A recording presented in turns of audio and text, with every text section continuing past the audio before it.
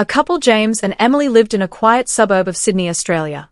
After years of marriage, they struggled to have a child, enduring 5 years of heartache and prayers. Finally, their son Ethan was born, bringing joy beyond measure. One peaceful evening, after dinner, James and Emily sat by Ethan's crib watching him sleep. "Can you believe his hours?" James whispered, his eyes gleaming. Emily nodded, recalling the taunts of being childless and the endless doctor visits. "We were tested, but Ethan is our blessing," she said, tears of gratitude in her eyes.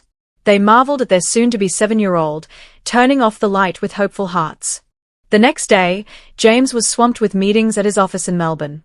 It was a Saturday and he usually picked Ethan up from school.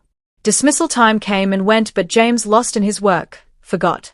Emily waited at home, assuming traffic had delayed him. After 40 minutes, worry crept in and she called James. Shocked to realize the time, James urged Emily to fetch Ethan, promising to wrap up soon. Emily grabbed her keys, her mind racing as she headed toward Ethan's school. Emily drove toward the school. But after 5 minutes, she hit a gridlock on the Sydney Harbour Bridge. Frustrated, she abandoned her car and hailed a motorcycle taxi, hoping to navigate the traffic.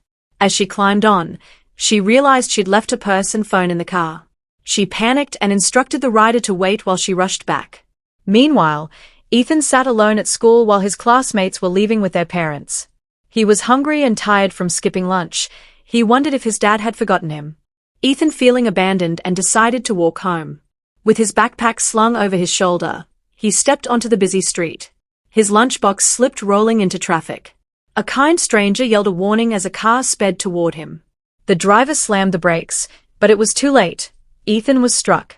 The driver scooped the unconscious boy into his car and sped off toward the nearest hospital, praying he'd make it in time. Back on the bridge, Emily retrieved her purse and continued to school. Arriving 55 minutes late, she found the school eerily quiet. The principal was about to lock the gate. "Where's Ethan?" Emily asked. Breathless, the principal suggested calling her husband, James, but Emily explained she forgot her phone in the car. Emily used the principal's phone to call her husband James, who was frantic, having tried to call her. He rushed to the school. Just then, the principal received a call. Ethan had been in an accident. Emily's heart sank as they raced to find him.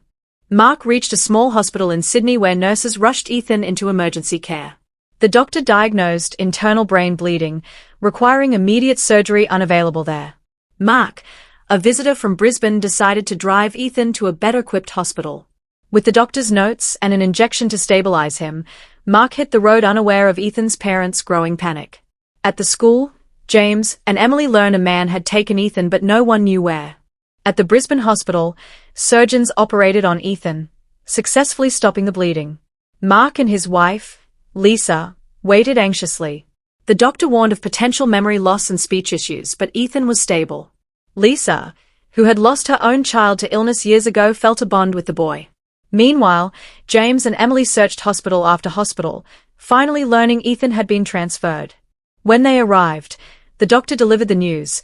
Ethan was alive but had been taken elsewhere by Mark. The next morning, Mark planned to find Ethan's parents using his school uniform. However, the uniform went missing from his car. Lisa, torn between her love for Ethan and his biological family, hesitated to return him. Back in Sydney, James reported Ethan's disappearance to the police, who promised to investigate. Emily prayed for her son's return while Mark and Lisa faced their own dilemma. Would Ethan reunite with his parents, or had fate given him a new family? The answer remained uncertain.